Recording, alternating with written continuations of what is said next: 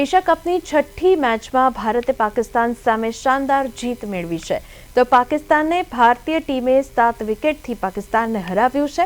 Dubai international સ્ટેડિયમમાં પાકિસ્તાનને toss જીતીને બેટિંગ કરવાનું પસંદ કર્યું અને 9 વિકેટ ગુમાવીને 127 રન બનાવ્યા, જ્યારે ભારતે 16મી ઓવરમાં જ 3 વિકેટ ગુમાવીને 128 રન કરી લીધા।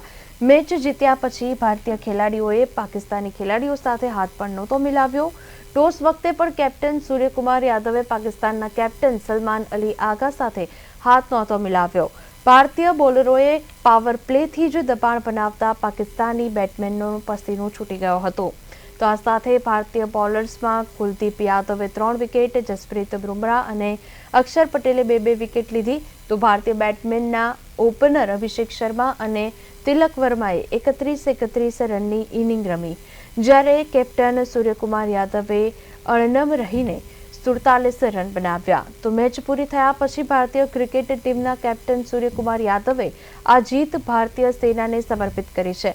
તેમણે કહ્યું કે અમે પહેલગામના પીડિત પરિવાર સાથે ઊભા છીએ, અમે અમારી એકતા વ્યક્ત કરીએ છીએ। આ જીત આપણા તમામ સશસ્ત્ર દળોને સમર્પિત કરવા માંગીએ છીએ। તો આશા છે કે તેઓ આપણને પ્રેરણા આપતા રહેશે।